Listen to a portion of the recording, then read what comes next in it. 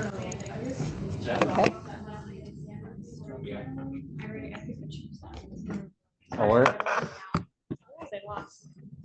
And the Zoom platform is open to the public? Is the Zoom platform open to the public? Okay. Yes, that's all right. Okay. I'd like to call this meeting to order. This is the September 13th, 2023 regular meeting of the Board of Elections and Registration. Please stand for the Pledge of Allegiance and moment of silence. I pledge allegiance to the flag of the United States of America and to the republic for which it stands, one nation, under God, indivisible, with liberty and justice for all.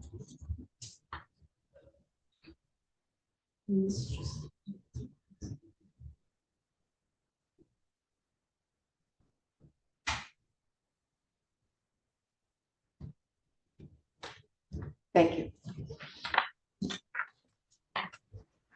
We'll have roll call. Ms. Fasaro? Here. Mr. Mangan? Here. Mr. Schramm? Ms. Cerniak? Yes. And Ms. Williams?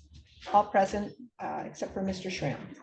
I'd like to notify the public that an executive session of the board was held on Thursday, September 7th from 7:10 p.m. to 7:15 p.m. for discussion of litigation, Luzerne County versus Luzerne County Board of Elections and Registration, and no deliberations took place. Is there a motion to adopt the agenda? Motion. Motion by Ms. Busaro. Is there a second? Second. Seconded by Mr. Mangan. All in favor say aye. Aye. Opposed? Abstentions? None heard. Agenda is adopted. We'll now move into public comment on agenda items. This is an opportunity for members of the public to address the board on matters listed on the agenda. It is limited to 3 minutes and 1 comment time per person, please. We'll start with the in-person. The microphone is on the podium? Yeah, it is. Okay, thank you. All right, go right ahead. Good evening, members of the board. I just have one quick, well, probably 2 quick items off your agenda for discussion. First item I would like to discuss is the inclusion of the work session for Board of Elections and Registration. I think that's a pretty important issue that the board needs to consider. All too often, I think the board is consumed with voting matters, and you don't really get a whole lot of time for discussion on other items. So I think if you could put a work session on for critical time when you're working between primary elections and general elections, I don't know if it's something you would need every single meeting, but the board, I think, definitely needs to have some discussion time when they can put it on where you can get input from either vendors or whoever needs to come before the board to give you information to be more informed. That might be a good avenue to do that rather than do it at a voting session. Maybe the voting sessions could be more streamlined then, and you wouldn't have all the discussion and voting. It would be basically just yes or no votes or up and down votes, and you could get those voting session meetings done quicker. It might be helpful for the board. Electronic poll book RFP. I did spend some time with the Board of Elections or with the manager as well as the division head for administrative services on that. We did some calling around and check on those books. I think the research has been exhaustive on that product. Hopefully the director can give some more insight on those poll books. I think we have a pretty good handle on what's going to work best for the county. And the last item in number 7 is the motion to approve the Office of Laws Retention for Cosgrove for your law firm to represent. I think that's really important. The board voted affirmative on that. I think the board really needs to have their own representation in general, not only for all lawsuits, but just for general legal counsel. And that would make it independent, and the board could get a legal opinion that doesn't affect the administration or anybody else. You would have independent counsel. So I think that's something maybe they could work on as if they really want to do anything for county council that can fix things in the county. That might be something they should look at rather than trying to take the power away from the board. So thank you very much. Thank you. Anybody else in person who would like to speak?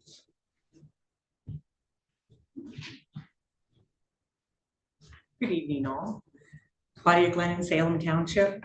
I'd like to comment on agenda items 3 and 7. And 7 first, I'll just concur with Mr. Griffin. I think that the board having their own outside counsel would be extremely beneficial to board members and the rest of the public.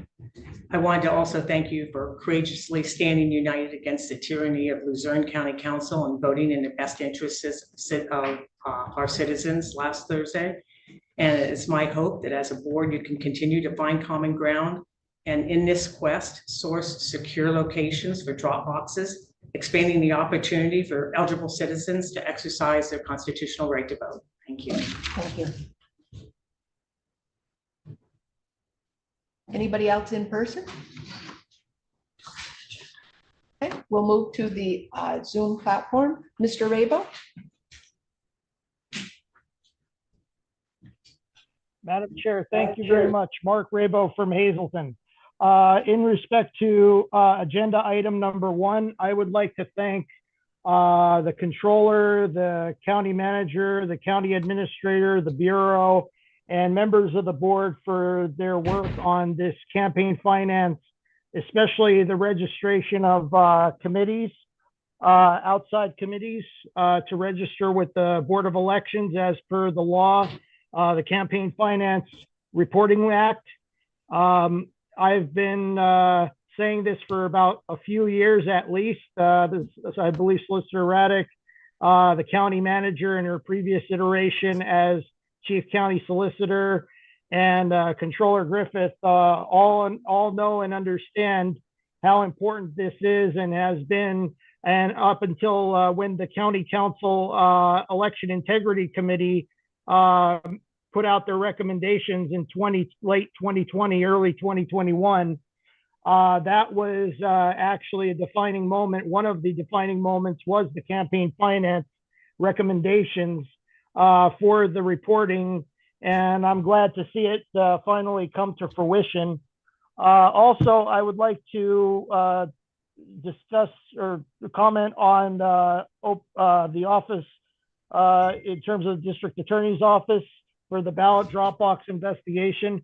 I hope that there's some news, positive news, especially on what recommendations to do moving forward in terms of people handing in multiple mail-in ballots, as there has been previous years. I would hope that there's some kind of a public notice, Madam Chair, that you did previously, as well as the district attorney, put out a public notice in before previous elections that only one person per mail-in ballot, unless they have attestation forms attached to more than one mail-in ballot, is only allowed by law. So I hope that notification's put in, and I hope the notification's put in for the registration in the candidates packets moving forward.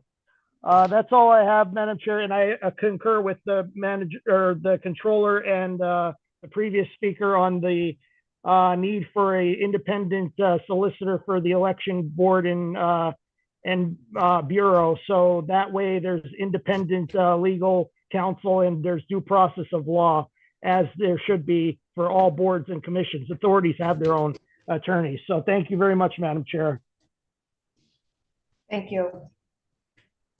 I don't see any other hands raised online on the Zoom platform. If you did want to speak, there is a bar at the bottom to click raise hand. So if you would like to do that. And also if you're on a phone line, I believe there's one person on the phone line. If you'd like to speak, just unmute yourself and go right ahead. I believe it's star to unmute. Is it star 6 or 9? Star 6, I think. Star 6. Oh. Just okay. This is Robin Koshian, Dallas Township. Okay. Did I unmute myself? You're good. Go right ahead. Good. Okay. I'd like to know the valid reason for installing another drop box at the West Side Annex when it was noted at a prior meeting that it's not that far from the one that's already at Penn Place.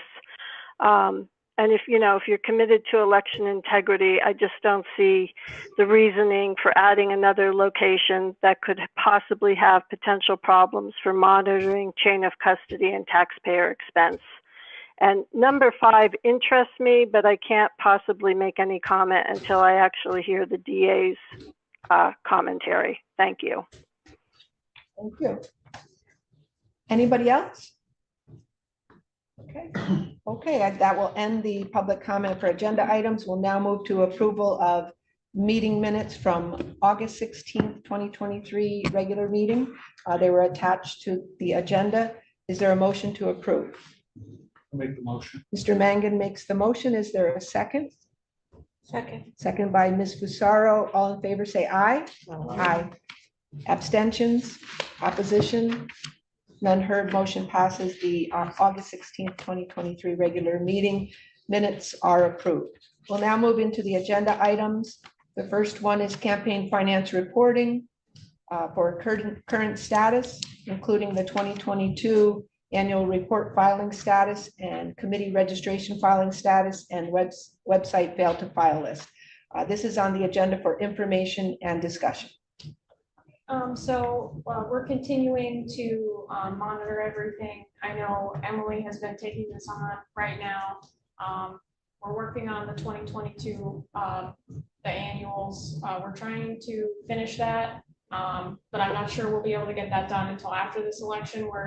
We're trying to work on getting another operations specialist. We're trying to fill that right now, just because it's the two of us kind of doing a couple jobs. So, but we're still keeping up with the campaign finance, and we hope to get the 2022 up as soon as we can. Now, a question on that, that would have a bearing on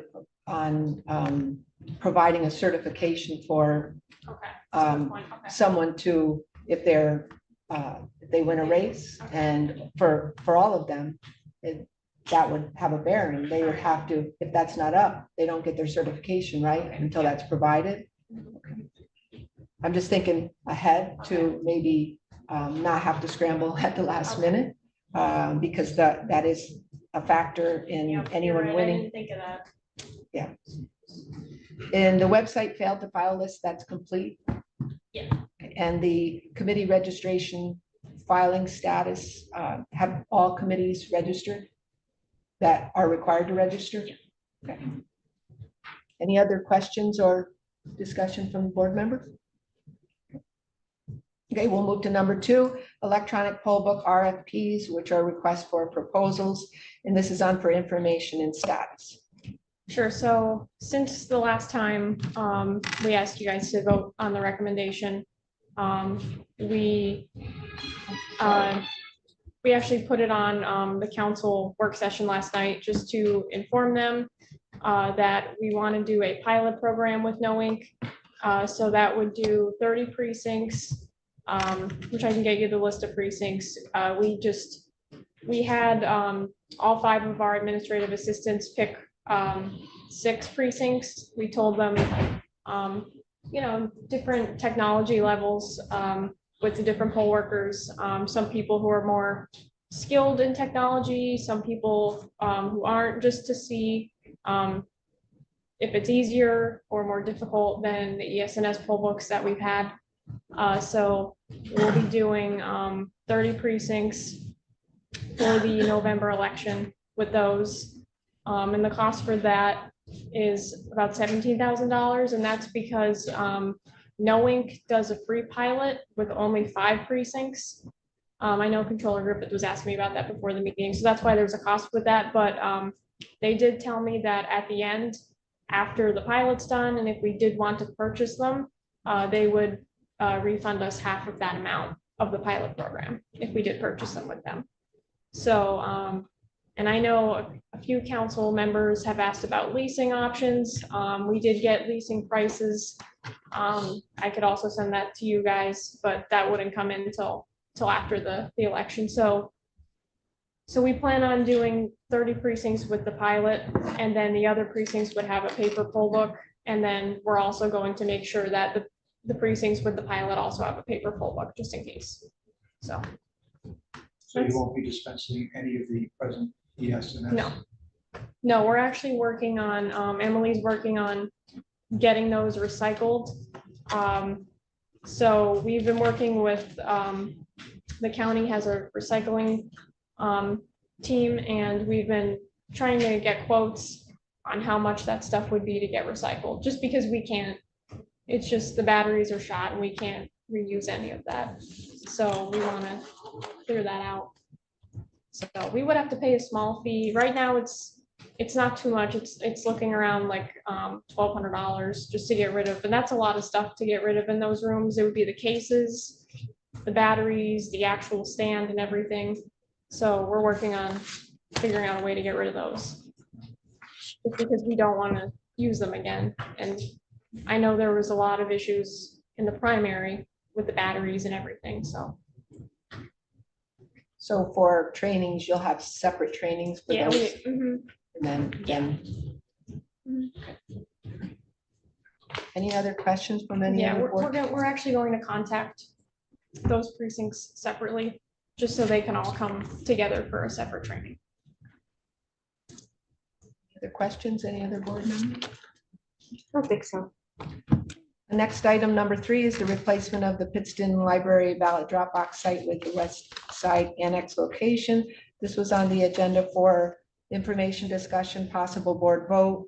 This agenda item was tabled at our last meeting. As for Ms. Pecora, head of administrative services, after discussion, said she was going to look into the west side annex as an alternate location for the Pittston Library.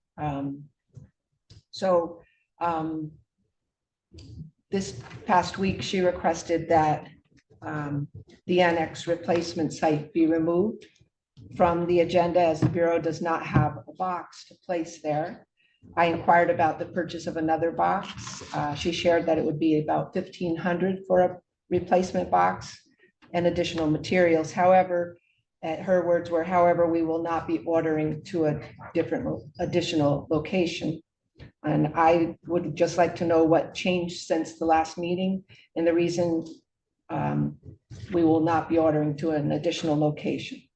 So what I've, today I researched this, so the box, I couldn't find it in our past records how much they were when we purchased them in the past, so I'm not 100% sure how they were paid for in the past, because I couldn't find it in the system, but it looks like it would be around $2,800 up with the wrap and everything, and then we would have to pay Johnson Controls to come out and install a camera.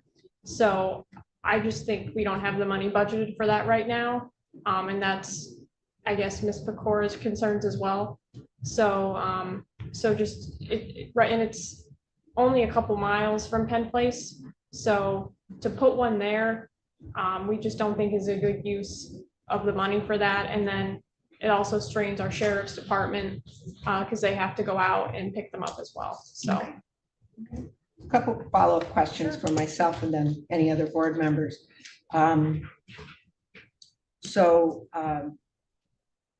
One of the things that you said was the security, you don't have the money for that, but that can come out of the election integrity grant, because that's what the camera came out of for, the recent camera came out of for the election integrity grant, correct?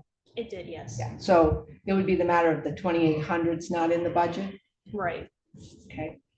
But that could be included in a future budget, correct? Correct. Earmarked for purchasing another ballot drop box. My thought is, it makes sense to have an extra on hand anyways, because if Right. something goes wrong with the opening of any other one, you lose Right. those. So to be going with no replacement is probably not a good idea to begin with. So my recommendation would be to order another one just for having a spare on hand. The original goal of the drop boxes when we started them was to have 5: northern, southern, eastern, western, and middle part of the county. This was way back when, in the summer of 2021. And as remarks were, I think Mr. Mangan made the remark at our last meeting that the Pittston Library was the second largest used ballot drop box after the Wilkes-Barre site, the Penn Place building. And so it was used by a lot of voters. I think it was over 700 for the week. Voters used that ballot drop box. So when we lost that, that was a loss for all those voters who preferred to use that. Now, you say it's, the West Side Annex is 2 miles from Penn Place. I would challenge that, but from Pittston Library, how many miles is it? For those people in that area to travel all the way into Wilkes-Barre is much farther than going to the West Side Annex. And the reason we discussed the West Side Annex was because it's a county-owned property. And we have the Pittston Library we lost because of citizens requesting right to knows and scaring away the municipality. And they pulled it because they didn't want to go down that road. And there was that active group of citizens going from municipality to municipality, asking municipalities to ban drop boxes in their municipality. So that's why we lost it. And when these things started happening and this group started going from township to borough, there was a conversation about maybe we need to use county-owned properties and solve that problem and keep it all within house. So regarding the sheriffs, have the sheriffs advised you that that's a hardship that they can't accommodate? When they were doing this before, they were going to Pittston before, did they share that with you? Not personally, not with me, not personally.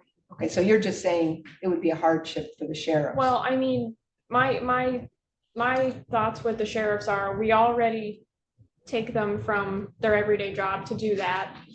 So we're already inconveniencing their department by pulling them from the other various jobs that they do. I know they do a lot with the courts and transporting prisoners and things like that. So I'm not 100% sure how that works with them right now. I don't know if they have to get extra people when they do the drop boxes or how that works, but that's certainly something that I want to look into.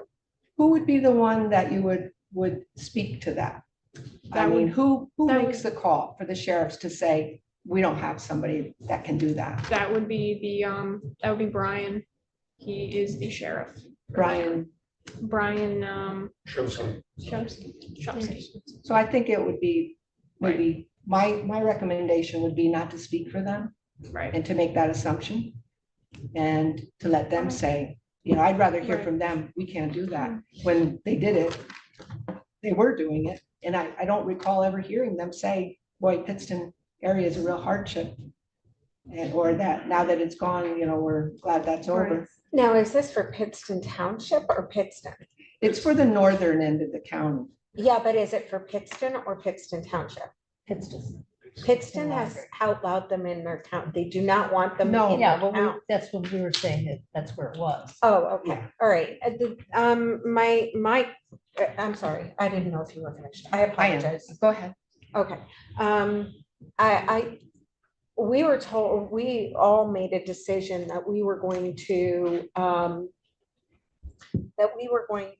look into the security and watch the security and monitor those from time to time. I still have not seen one video from any one of those drop boxes yet. And we have not,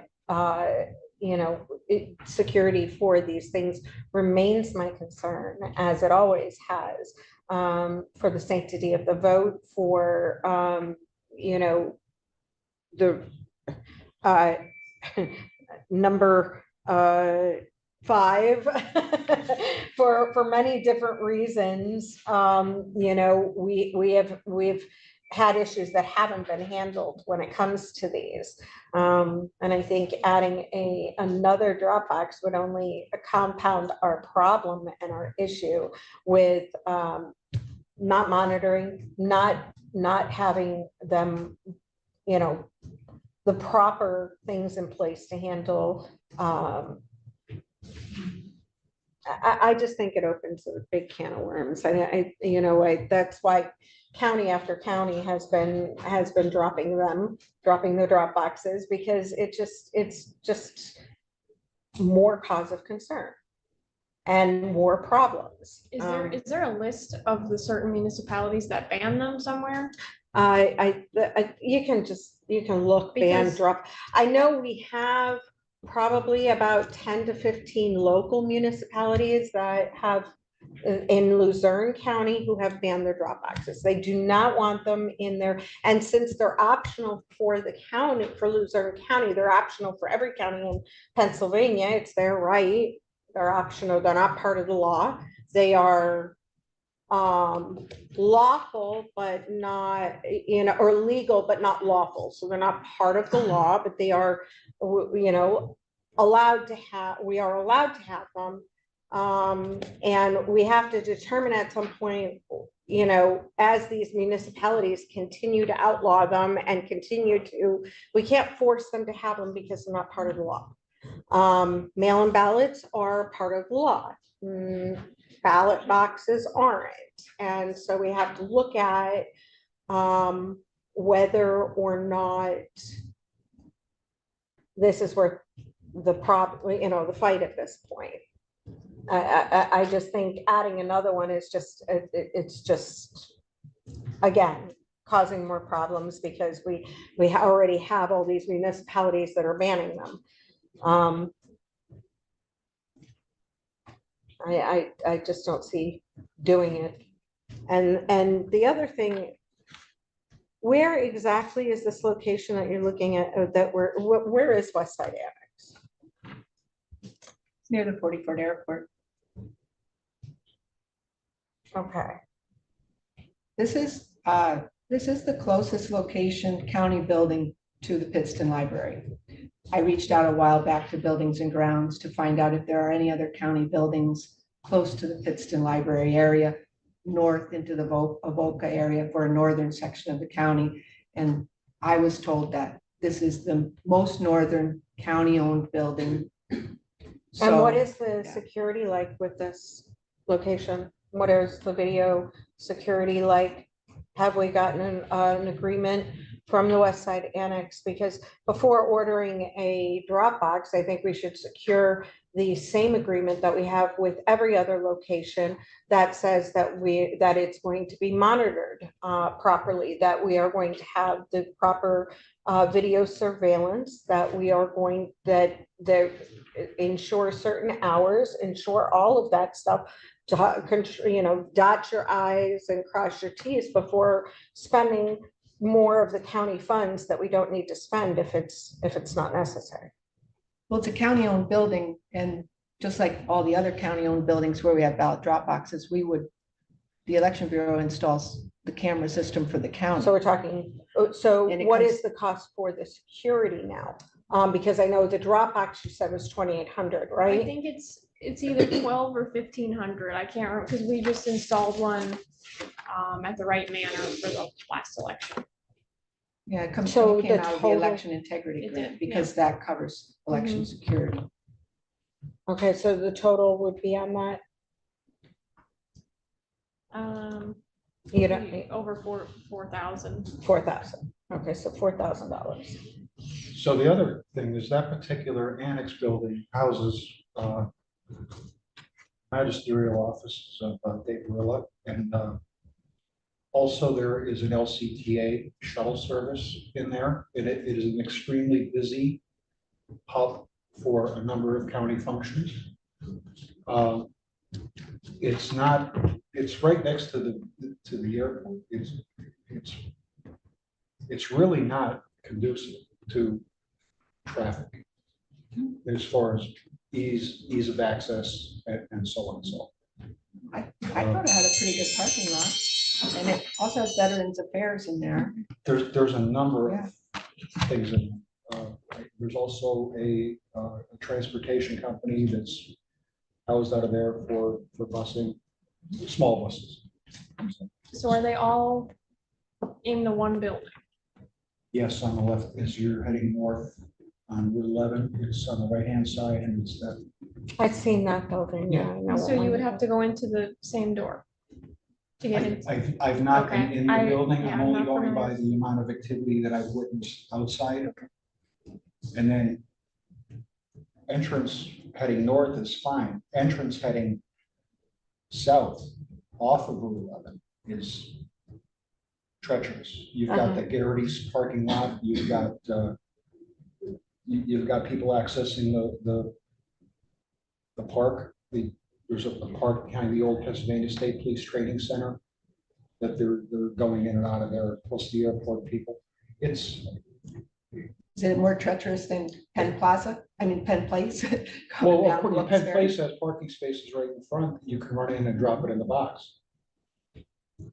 Two. Okay, but I don't think you're gonna have two at the annex. I really don't. I'm not making, I'm just telling you that based on what I see.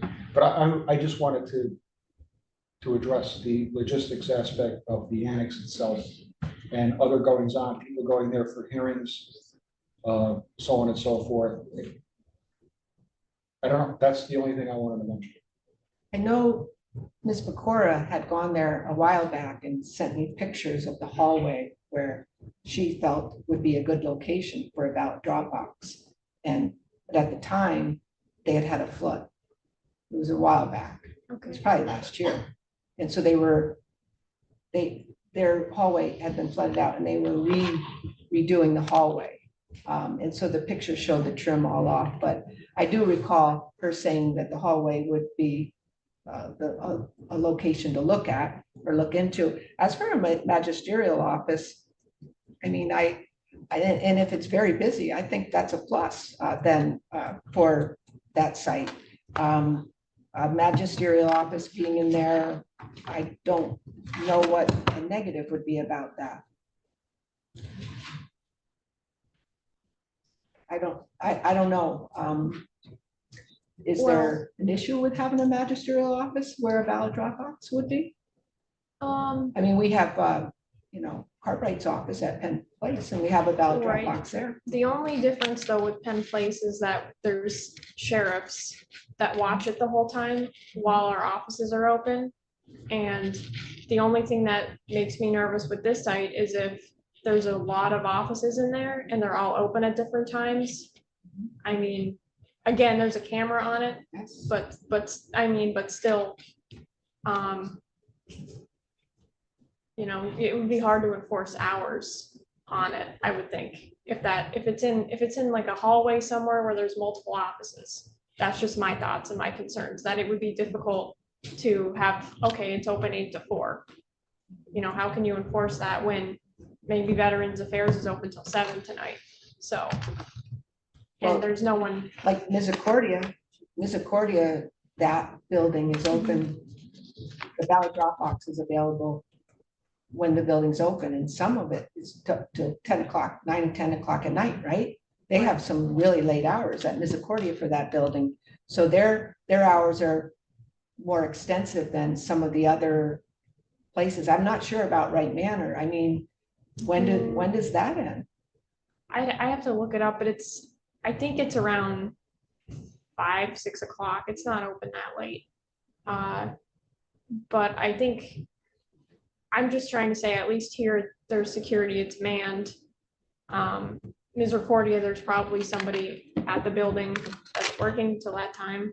I've been there. I don't I know. know where the location is. Yeah. That's where I drop my mail ballot, and there's no security right in there. It's just when you go in, enter, it's like a little lobby area, and then you go each way to go to the hallways to different classrooms. I think that one's a stairwell, but there's no security. I don't think there's security officers at Wright Manor either, right? I don't think so, no. And the one in Hazleton is in that hallway to the left when you enter, like Yeah, I before haven't you go seen- downstairs to. I haven't seen the one in Hazleton, so I'm not familiar with its location. So, so the bottom line is, there's no money in the budget For right now, yeah. for it. And when is the budget for the next budget being done? Well, we have a draft that I had to submit about a month ago. I think it goes in front of council in October, I'd like to say. It's my first budget that I've done. So I'm not 100% sure, but I think it goes in front of council in October. Do we usually get a preview of that? I thought we had discussions about having the I'm not sure. Yeah. preview of the budget. Yeah. I mean, I could say, it's a rough, just because I'm not sure of the process. I know I got mine done. So I'm not sure what happens next. I know it has to go in front of council, so. So there's no money in the budget for this election for a ballot drop box. And if we, first, I just think we should have a spare, just in case one breaks, Well, but I thought, how many were ordered in 2021? they only ordered 3. And Okay. well, I'm sorry, they ordered 4. And the plan was the north, south, east, west would use those. And the election bureau, Penn Place, would use that small one. And Oh, the okay. election bureau has chosen to not use the small one that they would put down there and took one of the larger ones that were for one of those outlying sites. And Okay. now they've kind of taken it on you've taken it on as it's yours for that site there. Okay. So we. I was confused. I thought we had more than that. I mean, just, It's better to have that large one at Penn Place. well, because I you agree don't have to because, keep going down and emptying. and we do go down almost twice a day to empty it, and it's pretty full. So, we'd have to go down like 5 times a day if we put a small one there. Well, I would just like to make a recommendation to add money in the budget to purchase another one as a spare, or in anticipation of Okay. possibility of replacing Pittston at maybe for the May primary. Well, before we do If the that- board were to approve it, then we're not approving that now because we don't have a location. But to keep in, maybe after this election, revisit the Okay. West Side Annex, or I if would there like are any other to county. stay on this buildings. subject though, because I would like to ask also about the upgrades to security for the warehouse. Was that ever completed? It's ongoing right now. We had to take a break from it, just because there was about a month, in between the last round of integrity grant money. And we just got the money last week deposited into our account, so there was a lapse in the contract with that, so just because it's such a large amount. So we're gonna get back on track with it now. So it was just paused for a little bit. Okay, how much has been completed? Will it be completed by election time? I believe so. I haven't been over there to check the progress in a while, but Okay, all right. Anything else on the ballot drop box agenda item from any other board members? All right, we'll move to the next item, which is committee report, Board of Elections and Registration Bylaws. They were attached to the agenda. They were pages 11 through 13. This is on the agenda for review and discussion. I'll turn it over to Ms. Cernia. Really nothing new to report. I haven't really gotten any feedback from anyone. Understandably, we've been taken up with our other issues, but I'll send all that information out again and maybe Well, maybe you send did something. send it. Well, I did We send it, did, yeah. and it's attached to the Oh, agenda. okay. My question would be at this point, because we discussed it at one Mhm, meeting, yeah. there were a couple suggestions. I think Yeah. I suggested you added them. My question would be, at this point, should it all be written up and spelled out, or should it just go to the Office of Law and allow them to review it, approve it, let us know if there's anything that shouldn't be in there, and fine tune it and add all that, like some of the references you make to the charter and, sections that should be included in there probably should be spelled out, or no, I don't know. I think that's a good idea, you You just know? want me to cut and paste all the stuff from the charter? and- Yeah, whatever No, you, okay. you've got, but I mean, I mean, send it out to us first. I Okay, guess. I'll fill it We'll all out. look at it and then send it for final Okay. review Yeah. for, since we don't have a work session. to discuss Yeah. I was gonna say, maybe we should schedule a work session for this. to I go know. over everything. That's what I I. mean, this would be something that think would so. maybe should Well, be done we'll at see a if work that- session. We'll see if that goes, if we get that through.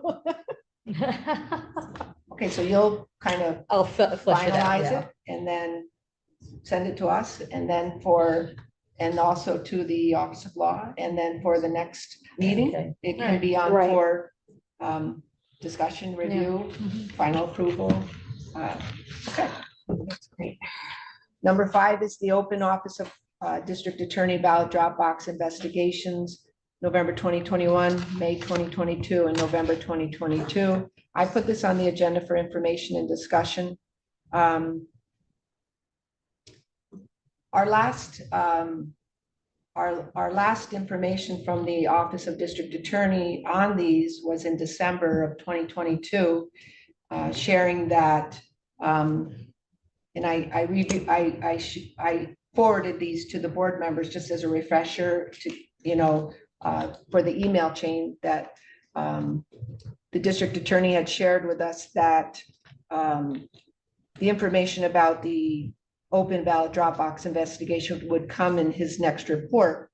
Now, that was December 2022. In July of 2023, I followed up with the district attorney via email to ask if what the status of that was. And I didn't get a response.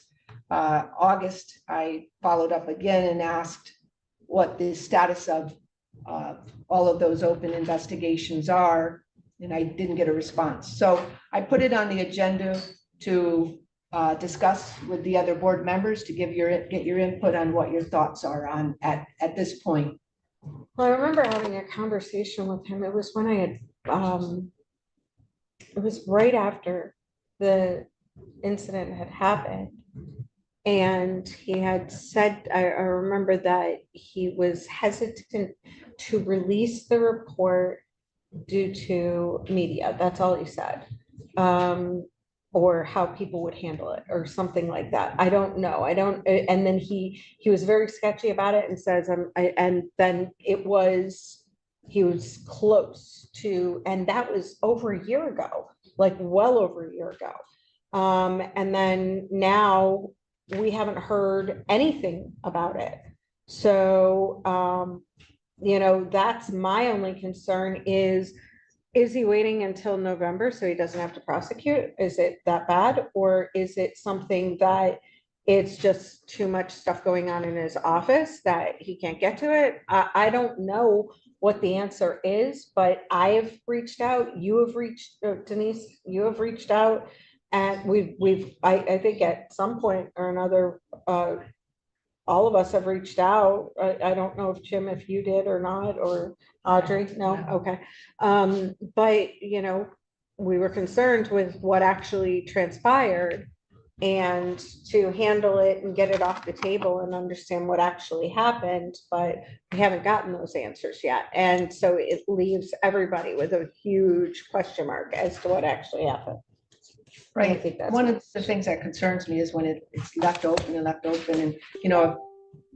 I've heard people comment, people went to that congressional hearing and commented on these, and, conspiracy theories start when, you don't hear. And I just think it's time, almost 2 years since November 2021. If our role by the election code is our role when there's an irregularity in elections is to refer to the office of DA, and we don't hear anything in 2 years, what do we do then? Well, actually, our responsibility as per Title 25 is to investigate it ourselves. We passed it off to the DA, assuming that we were going to get a better investigation, a cleaner investigation. I say we hand it to Jim Mangan and let him investigate it. The recommendation at all those times were from the Office of Law were that we refer them to the district attorney, and it does say specifically in the election code that election irregularities are to be reported from the Board of Elections to the Office of the District Attorney. So I'm gonna try to throw this all together. Um, If anybody's not noticed, there is a tremendous increase in the crime rate in Luzerne County. That means that the county detectives are overwhelmed. It means that there are more court cases and hearings, which means there's a greater draw on the sheriff's department, transporting prisoners, providing bailiff duties in the courtroom, on and on and on. That does not alleviate the burden of responsibility on the district attorney's office and us following as designated to report to him. However, at the end of this, I'm going to make a motion. Alyssa touched on it earlier. Since I've been on the board and Dropbox is being implemented prior to my getting here, it's still in use. We talk about surveillance and security. Not one of us have ever taken the time to sit and review actual surveillance Dropbox videos ourselves. I had mentioned it about a year ago, and it really fell flat. So what I would propose right now is I would like this board to appoint a bipartisan, 2 people from this board. I don't think that's part of this agenda item. Well, I we're think that would be discussing, for a we're future discussing meeting. Dropboxes and investigations. It's the open office of district attorney about Correct. Dropbox And I am investigation. stating that we have an obligation to also do our part and fulfill our obligation with review of surveillance video of the Dropboxes. We have no idea how many other infractions have occurred out there. We created this. We have an obligation to follow through. And we have not, in my opinion, done our due diligence either with regard to overseeing the surveillance, quality of the surveillance, and exactly what is taking place as we fight to procure locations. We're more concerned about fighting over procuring locations than we are about the integrity of the surveillance. Are you So interested in like just reviewing a little bit of footage to see if it's I am working? interested at this point in surveilling and reviewing every bit of surveillance from every Dropbox location since its inception. Watching it all? I'll sit there and I will watch it all. I certainly am not going to do that, because do you know how many hours and hours of video footage you would be watching? Correct. But Now, I can tell you, I did view the November 2021. you did? Oh, yeah. You watched the surveillance video? We were, 2 members, a bipartisan team were asked Who was to, the other review. partisan member? Mr. Nardone. Oh, this is from way back. Yeah, this is before I was- 2021. Is this Okay. So we were is- called is in this to with the nursing review home the ballots? situation for that Yeah. one. With We the think lady with so, the we nursing don't I know. say we revisit it again. I would like to, I make the motion to create a bipartisan team for the purpose of reviewing, and we can determine at a later time exactly what sample we will. But I believe that before we direct all of the responsibility to the district attorney's office, we have a responsibility ourselves, and I believe that honestly, we are being neglectful. Well, I would like to have more of a discussion on what that would mean and fleshed out, not just, I don't personally want to vote on something that's like, I'm not sure what that would look like. So if we could put that on the next agenda Well, if I and get- have it, if I- and you could put together a proposal Fine, if that I we get would vote if I on. get a second on the motion, and Second. it fails. I don't even know put a- what your motion is. He did make My a motion was to create a bipartisan team under the direction, or under the supervision of the board to review as much existing surveillance Dropbox video as possible. To review as much Yes, of the ballot Dropbox. surveillance video as possible, because I'm sure that it is not all available. Unfortunately, that's part of the criteria. You as sure you well. want to do this now? Just wait until next meeting. That way we have a full board. Go ahead. It's up to you. I've made the made motion. I've made the motion. Okay, I'll second the motion. And we'll have a roll call vote. Ms. Cerniak, No. Ms. Fusaro, yes. Mr. Mangan, Yes. Mr. Schramm's not present, absent, and Ms. Williams is no. The motion fails, 2 yes, 2 no. Okay, so we'll go back to the open office of District Attorney ballot drop box investigations. We were discussing amongst ourselves what to do about this. Does anybody have any suggestions?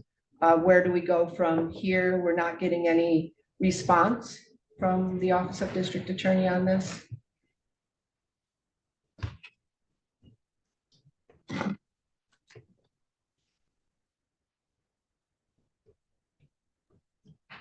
Um,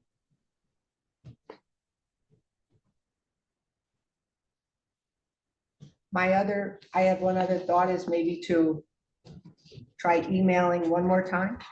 And then if there's no response, possibly elevating it. I would agree with that. Put it on the next agenda.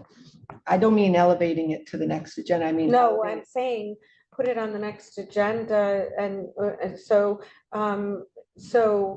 motion to send an additional email and add it to next. I don't even think we need to I make a don't think we motion. need though. it, but I'm just saying, like, Send you me an know, email and put it on the Okay, agenda. I'll we're send- not tabling I'll it, send one more email. because if we Okay. table it, we have to take it off the table, so that'll be 3 meetings later. I'll send one more We'll email. just take and send another email. Can I just say something, because I didn't get a chance to jump in and comment on what Mr. Mangan was saying. I'm not totally against us reviewing some of this footage. I would like to know more specifically how much and what we're going to be doing here, Well, because, I you know, mean, It's really not an agenda item, but go. well, yeah. no, but I mean, if you wanted to, I mean, we have the footage. I don't Mhm. know. You could just come in and look at it. I don't know. I mean, I don't know if the Office of Law has anything to say about that. I mean, Mhm. you're on the elections board. Well, since it's not an agenda item, I'd like to add it for the next agenda. Okay. I'll just, yeah, 'cause I'll I send want an something email more and we'll concrete, 'cause discuss it a little bit I'm more. not- That way. I you don't can want to ask get more on a committee and questions. find Right. out that I'm going to So that way spend you can 40 ask- hours a week Yeah, looking at videos, No. so. I understand, yeah. And No, I, I mean, I'm not totally and against doing that. Danny might want to come in a couple times. He was really interested in Dropbox security, so that's why I'd say, Yeah. I think we should just like wait and have a little bit more of a discussion, maybe a work session. So let's All right, anything else on that agenda item before we move on? Okay, number 6 is inclusion of work sessions for Board of Elections and registration meetings. Ms. Fusaro requested that this be put on the agenda, and it's on for information, discussion, and possible board vote. Okay, so the reason I added this is because just like now, we end up having these discussions, sometimes grandiose discussions where they can last an hour or 2 hours, you know, and it usually comes down to a vote, but it sometimes turns into, hey, we need more information, we need to do this, we need to do that, and by that time it's 9 o'clock at night. And so the only thing I really wanted to do with this is to have more of, and not all the time, maybe just before an election, you know, 6 weeks before an election maybe, or even whenever we call it, we say, okay, you know, let's see if the meeting room is available for an additional hour prior to, we'll take a break just like county council does. But that way we all can kind of do our research and do a little bit more. We can have people come in for presentations. We can get a little more information and be able to ask questions with certain things. I know that there have been plenty of times where we have discussed things through email, but had to be so careful not to deliberate because it's through email and we can't do that without the public. So I know I am, and we all are, are very careful of that, but then at the same time, these meetings can drag out pretty long. If we all have our formulated thoughts and we can put those in a work session and really do the work. You know, maybe Audrey could have come with a more of a, like a presentation with her thing. Or we could all have just sat down and just gone And line gone by through line them. and, Yeah, so I know that we've talked about implementing work sessions before, and the only reason I added it is because it seems like recently we've just gotten a lot more little things to do, and I think we can all add we can make it work and make it a little better. It's not like it would add a major, it's not a major crisis or, you know, but I would like to add, so I'd like to hear what everybody else's thoughts are on it. That's all. I'm totally in favor of a work session prior to our regular meetings. The idea, though, sometimes the diatribe that takes place in our regular meeting, though, is what prompts public comment. So I don't want to remove things from the table that allows the public, either present or Zoom or phone, to be eliminated from, because sometimes our little dynamic is what actually. But what I kind of noticed exacerbates that. on that, As far as streamlining the process, for example, Right. reviewing the bylaws, things like that. Yeah, absolutely. If we can streamline it, then by all means, we should streamline it and make it a productive hour. And then really get down to the meat and potatoes of what we're doing here at 6. and I'd like to respond to that. That's what I noticed, is with a work session prior to the regular meeting, now you have public comment after the work session, after they get to hear all the deliberation, and they actually get to have some input before a vote. So that's another reason to add that is to have that public factor where they can actually say, hey, I heard what Alyssa said, or I heard what Jim said, I heard what Audrey said, you know, I heard what Denise said about this, and this, and I feel this way about it. And we get a little more public input. We get that feel where we could just prior to the voting session, and that allows for a better dynamic with the public and being able to react on how they feel about certain things. That's the exact reason why another reason why I wanted to have it. So. Anybody else? Well, I would just, you know, you're going to have 2 meetings. You're going to have to post them ahead of time. You have to have public comment in the end of the work session. So this does not, you know, it's still got to be set ahead of time for the sunshine law. So, you know, you could have a work session, doesn't mean you can add something to the voting session then to vote on. Sometimes we put possible board vote, that would change. It would mean you have to know if it's going to be voted on or not. So that would go to a voting session.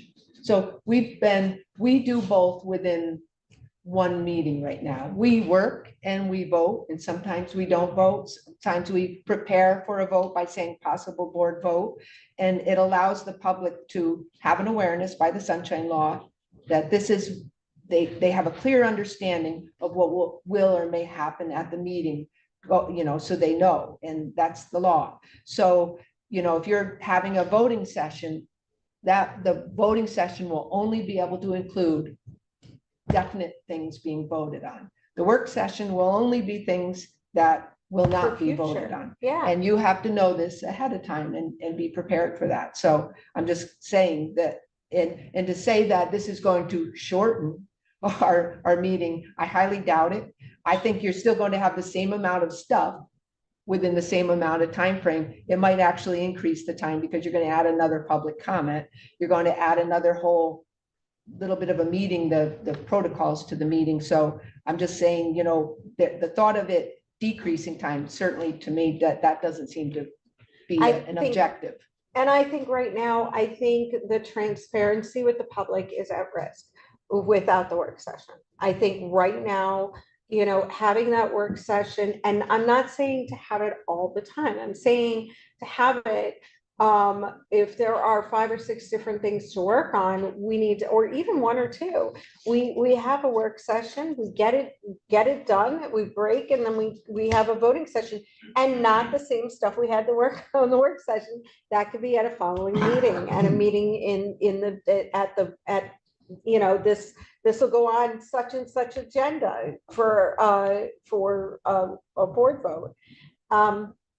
I just think that it's not fair to the public that we oftentimes mention things that, we try very hard, and we're very good about not deliberating during through email, but there are a lot of times that I come into this meeting that I wish I had a little bit more information on this, or somebody brings to the table something that I hadn't thought about, and I would like a little more time. And I mean, I feel almost like I'm being forced to vote. And then we listen to the public in the beginning of meetings. And we listen to them at the end. And oftentimes I know that they're surprised by something, perfect example. Motion to approve the Office of Law's retention of Attorney Cosgrove. Every person in here or that read that in here tonight thought we were permanently retaining Attorney Cosgrove. Okay, that's what they thought that was on there for. You guys all heard them. We agree that they're permanently, you guys, it's about time the board had some permanent No, representation. I didn't get that impression. at Well, all. that's what No. No, Claudia. they were saying you should. Claudia, is that what you thought? You thought we were retaining counsel permanently, right? Did you think we were retaining permanent at the time that you made your comment? Okay, and I believe Mr. Rabo did too. Okay, they believed that we were retaining permanent counsel by the way they said it, okay? When in all actuality, this is a backdated thing so that we can be able to have him represent us for the suit.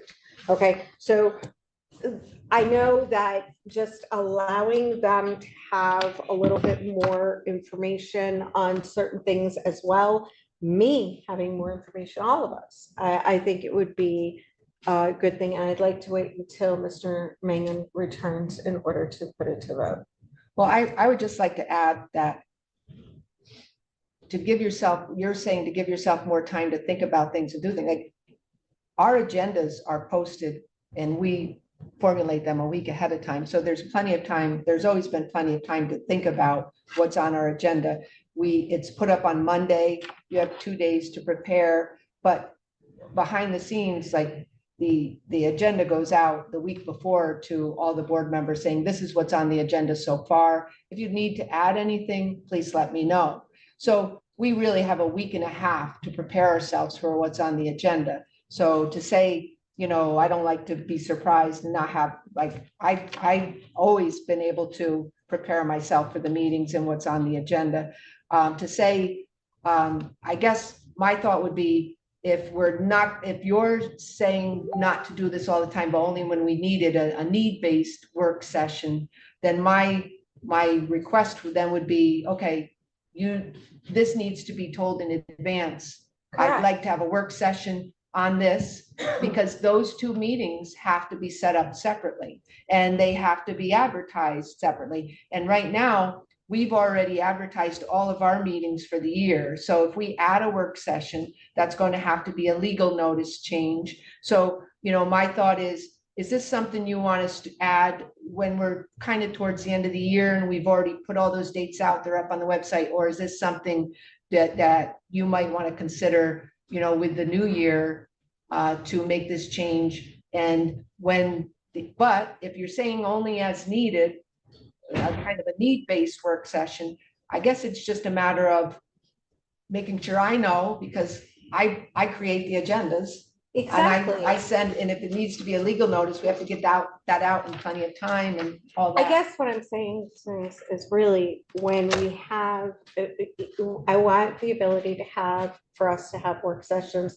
So, and to open that up so that when we have someone like the poll books coming in, we say, you know what, can we have them come in and into a work session and do a presentation for us? Or we're, you know, we know we're going to, Alyssa, why don't you save that for a work session? Or Audrey has this committee that she, you know, that she's been working very hard on. I'd like to see a presentation on that. I'd like to know what they came up with. And that, you know, we can save those things for like one work session for like 3 or 4 things. And, you know, we say, hey, let's put it on a work session.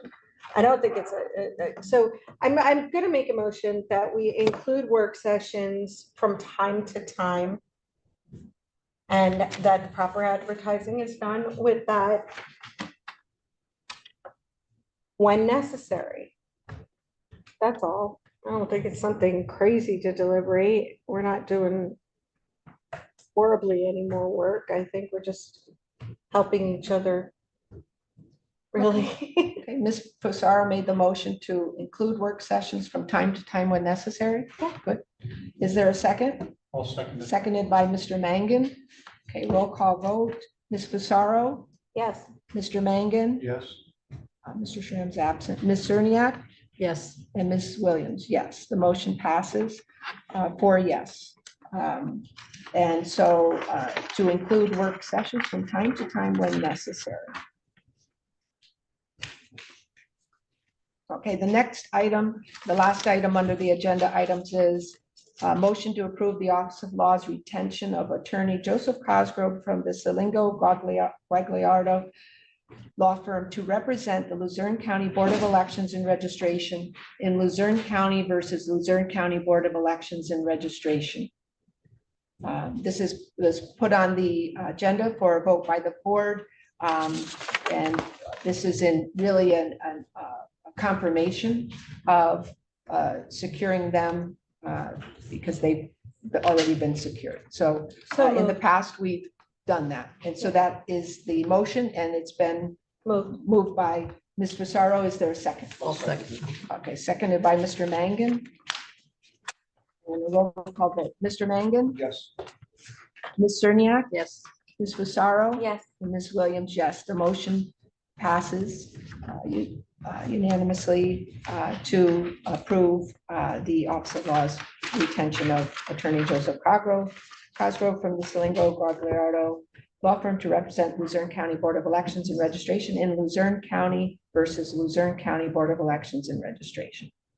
Now we'll move into comment on non-agenda items. This is an opportunity for members of the public to address the board on matters not listed on the agenda, but which must be within the subject matter jurisdiction of the board. Again, it's limited to 3 minutes, and we ask 1 comment time per person. And we'll start with anybody who is in person who would like to speak. Can I say something? Oh, go right. No, I just wanted to update you. Today, we started a poll worker, like a student poll worker program, and we sent packets to all the high schools in Luzerne County, just because we're trying to get more students involved, and they're really good with the technology. I know Nanticoke has helped us a lot, and we just reached out to all the school districts today. So I have a packet I can show you what we sent out, just to try to recruit more poll workers. What a fantastic idea. Thank you. And they have to be like 17 or registered to vote. Right. Okay, thank you. Okay, is there anybody in person who'd like to speak? Go right ahead.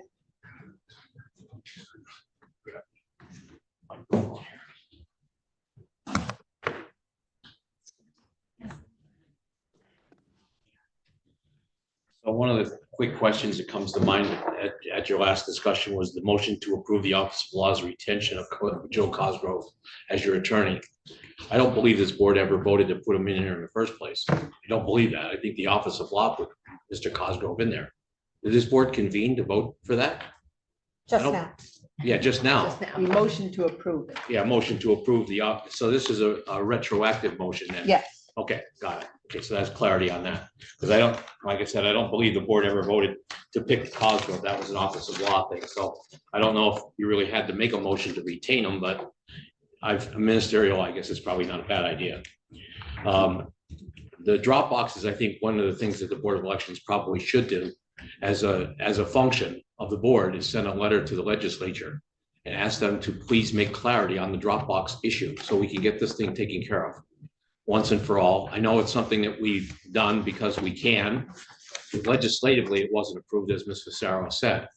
I would strongly urge the board to send letters. All 67 counties should send letters to the legislature to have them either amend Act 77 of the voter law to give the boards clarity so they don't have this issue. If it's in the legislation, then we have to do it. But until that happens, we're always going to have people come and saying, well, it's not something that you can do. If the state says it's okay and they put it in legislation, now the municipalities cannot tell us that we're not putting them in. So I think that's an important step for the board to handle legislatively. Send them as a collective matter, put it on your agenda to draft a letter to the legislature and ask them to either put it on their agenda, put it in committee, whatever they need to do on their side to get clarity on that. I think that would be helpful. One of the issues that I thought about when we were talking about the old poll books, and I haven't even addressed this with the director of elections or the manager yet, is what is the data that's on those poll books currently? Is there data? I don't know what I don't know. Is there any kind of memory, anything that's stored in those poll books that would jeopardize the privacy and secrecy of the voter? Before we just randomly destroy those or hand them over to somebody to destroy. Again, I'll trust the director to do what she needs to do on that. But I think we need to be very, very aware of this is an electronic computer. Is there data stored somewhere on that machine that if it gets in the wrong hands, somebody could have voter registration information? Is that something that ES&S should be destroying as their product? Or is it something we could give a voter to or a vendor who is capable of doing that rather than just say, well, it's an electronic device, it has batteries, it has to be thrown away properly, so we're going to just throw it away. I just think we need to take a little bit of step and take a look at that, make sure that the voter integrity is protected. In that regard, it very well may not have any kind of data on it. I don't know. It may be all dumped off, or maybe on a memory card that's not stored. I don't know. But I think that's something, and I'll wrap up real quick because I know my time's quickly expired here. The voter warehouse security, I know the director has addressed that. The sample of the video, I think, is a really good idea. Only because I think the board should look at it to see if we actually have a reason for the DA to look at it in the first place. I think looking at the whole video is intense. I mean, if you're going to look at days and days and days of video, that's going to take a lot for this board to do that. But I think if you get some word somewhere that somebody said, hey, I saw somebody throwing 5 ballots in the Dropbox, then the board should probably go out and take a look at that video as a bipartisan committee or whatever you guys want to do and look at that section and then turn it to the DA and say, here, in this section of the video, we see this, we want you to investigate there. It certainly would streamline the process and take some of the workload off the DA. I think it's a great idea to consider at your next meeting. And thank you very much for giving me the extra time. Thank you.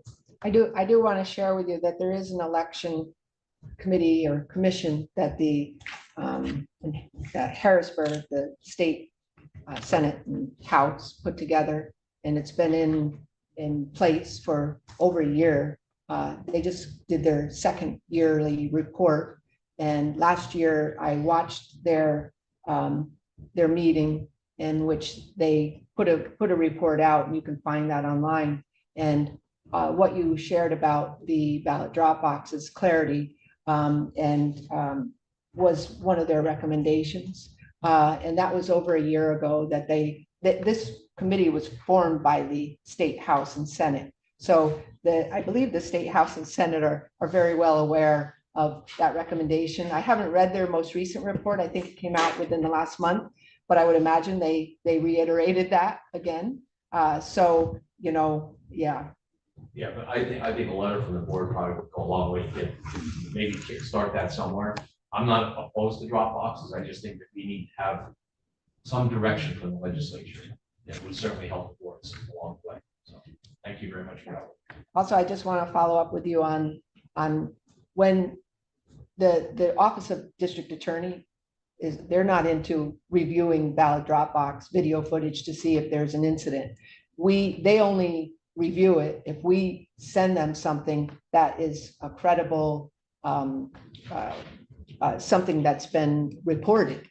And that in 2021, in November of 2021, that was the process. There was an incident, it was reported, it happened in the Election Bureau. A bipartisan team of board members were brought in to review the video footage, and it was made, the determination was made between the acting county manager, the head of administrative services, and the two board members, the vice president and president, that it would be, and then the entire board was apprised of this. It would be forwarded to the Office of District Attorney, which is the process that it would be reviewed or determined. Sometimes it's the Election Bureau itself that this happens, and they have taken it upon themselves to report it immediately and to the Office of District Attorney. But they have said in the past that they don't just review video footage to see if they can find something. Okay, thank you. Okay. Anybody else in person who would like to speak? Okay, we'll go online. And we'll start with Mr. Rabo. Thank you, Madam Chair. To preface off of your last comment about the state committee, I'm sure you're referring to the Joint State Government Commission, the bipartisan commission on the Election Law Advisory Board. Am I understanding you correctly, Madam Chair? Because I think that Yes. is what you're referring to with regards to the report. And actually, you are correct that the last report of the Election Law Advisory Board was posted on August 23rd of this year. So that is their latest report. You'll find it on the Joint State Government Committee website, Commission website under the Election Law Advisory Board. So that being said, Madam Chair, I would agree with Controller Griffith, and I would add that maybe the board might want to send a letter, maybe put it on your next agenda to send a letter to that Joint State Government Commission, the Election Law Advisory Board, as far as, because as you know, Madam Chair, you said yourself that you watched the commission, one of the commission meetings. I was present for that, one of those meetings as well, actually more meetings after that. And I could tell you that the committee was more than welcoming to hear input from other county election boards. So I think it would behoove this board to maybe send a letter of clarification or recommendations for how to proceed with election Dropbox irregularities or problems with Dropboxes in the future, so that way the Election Law Advisory Board can take that into consideration. With regards to the go on that note, as far as the election Dropboxes, mail-in Dropboxes go, I believe, Madam Chair, not only is the Office of District Attorney able to investigate election law or mail ballot irregularities, but also the State Attorney General's office is also in that as well. So maybe if there is no response, or maybe you could ask in the email, the board can ask in their email to the district attorney's office if they would feel more comfortable sending it on down to to Harrisburg and the Attorney General's office to look into it and make a final determination on those incidents with regards to the mail-in ballots. And finally, Madam Chair, with regards to the upcoming general election, I would like to know if the board or if the Bureau has looked into the parking situation with respect to Hazleton City, the polls in Hazleton City, because I'm sure you're aware, Madam Chair, and members of the board are aware, and the Bureau, as far as parking situations that have happened in the past in Hazleton City, the polling places, and if there's going to be any changes or any modifications in terms of parking for this year's upcoming general election. So that is my question, and I hope that the board, as far as the work sessions go, take that into consideration. As far as from time to time, I know we at the Redevelopment Authority board that I serve on, we have work sessions probably like once a year, once every other year as needed. So I think that would help the board. in great respect when there's a huge agenda upcoming. So like with your elections and stuff. So thank you very much, Madam Chair. Thank you. Go ahead. Can you look into the Hazleton situation? We have had problems with that in the past. Where is that again, Mr. Rabo? I think it's. That's Ward 2 on Broad Street, the Lackawanna College on Broad Street. There was incidents there. He'll say he's not. Thank you. He'll say he's not targeting. He'll say that he's not going to take it for parking, and then people pull up at the mayor there. He'll then people will pull up. They'll go in to vote, and they have a ticket on their car when they. So we just need to confirm with him every election season that he's going to do that. And that's, thank you. Mr. Herring? Yeah, good evening. So I want to thank first and foremost Mr. Mangan for the motion that he had tonight in terms of. I'm sorry, Mr. Herring, if you could let us know your municipality and your first name. I live in Duryea. Ben Herring. And it's Ben Herring, Duryea. Okay, I'm sorry. Go ahead. I'll start your time over. All right. So I want to thank Mr. Mangan for the motion tonight. I'm actually completely, and this is shocking. Usually you don't think things can get worse, and then you come to a meeting like tonight, and it almost seems like things have gotten worse. So what I heard tonight is appalling to me. So the district attorney does not review any video. You all seem to not have an appetite to review any Dropbox footage as well. Let me make this statement, and I want to make sure I share this to the public as well after this meeting. I requested through 3 right to know requests, video footage to make sure there was no shenanigans that went on with the midterm election. I had to appeal it to the Office of Open Records. I won on appeal due to case law that was out there. And I had to go in court in front of Judge Lisa Gelb, which it's still not been ruled on if that footage is accessible to the public or not. So I want to make sure you guys are fully understanding what I'm saying. A public citizen, even through the open records law, has to fight in court to receive footage of some irregularities or some issues that might have occurred with an election. At the same time, the elected or the appointed officials of the election board just declared tonight that they don't review the footage. The Madam Chair, you made the comment that the DA doesn't review the video footage. So how would you even know that an issue occurred? You even furthermore made a comment that you think it's a good thing to put a new Dropbox in a busy location. Why? So nobody can see if something goes on? This is appalling. I cannot believe what I heard tonight. You know, for the folks that are out there listening and the ones that will listen, this is not the way you fix the election issues. Transparency is what we are after.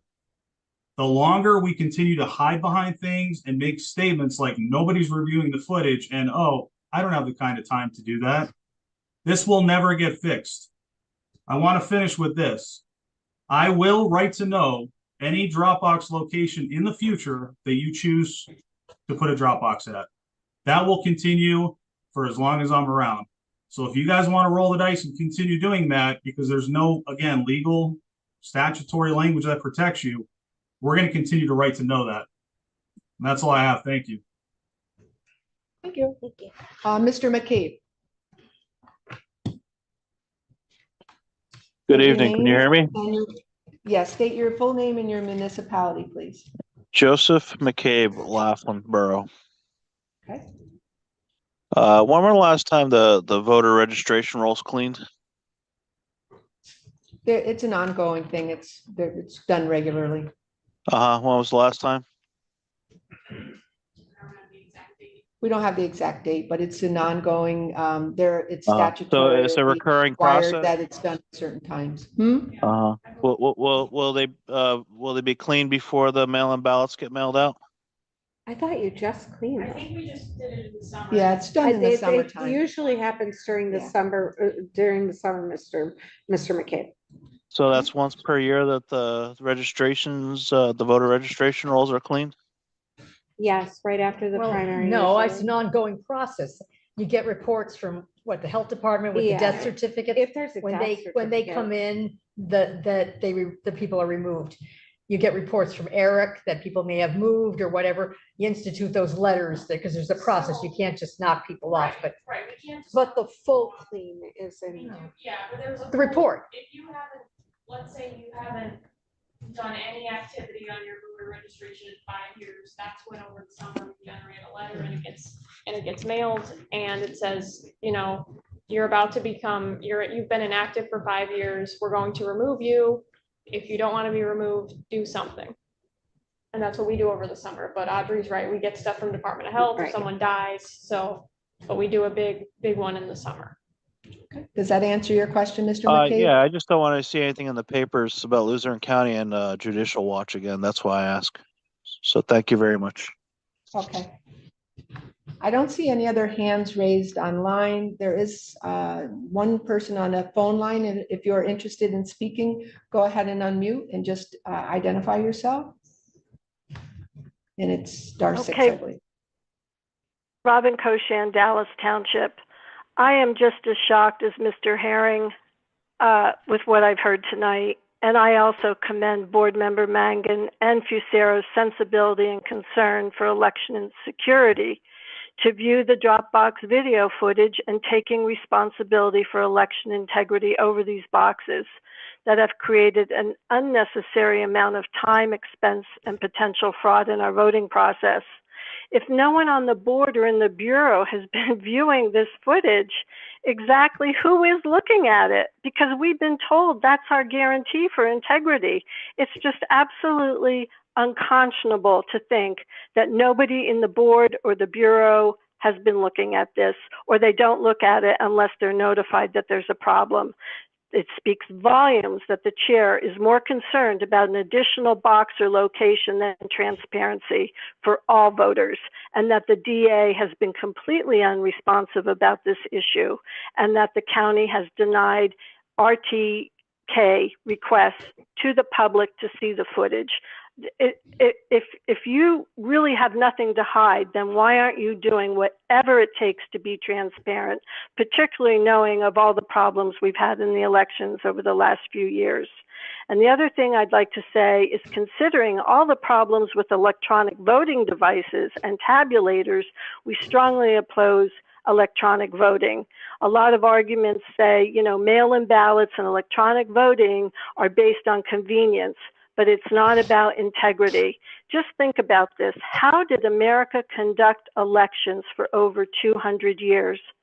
There are over 24 nations that hand count elections, including larger countries like Argentina, Australia, Canada, Finland, France, Germany, Ireland, Japan, Malaysia, Netherlands, Norway, Russia, Spain, Sweden, and the UK, because they have all declared that voting devices are easily hackable and at cybersecurity risk.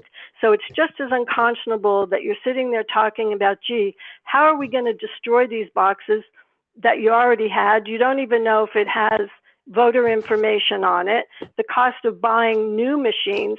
It's just unbelievable when you can easily hand count votes, and Germany does this. It's a country 7 times the size of Pennsylvania with significantly larger voter turnout. They can hand count votes and report preliminary results the next morning. Luzerne County can certainly do this, and we, the people, did not surrender our right to fair and transparent elections. It's your job to provide them. And again, we're very thankful that at least a few of the board members actually care about transparency for the public. Thank you. Thank you. I don't see anybody else online with their hand raised. Is there a motion to adjourn? Motion to adjourn. Motion by Ms. Fusaro. Is there a second? Well, second. Seconded by Ms. Cerniak. All in favor, say aye. Aye. Abstentions, opposition, none heard. Meeting's adjourned at 7:29. Thank you, everyone. And if you could all just turn off your microphones. Why can't you just use the Dropbox that was at the library and put it with the annex? But you have an extra Dropbox in your house.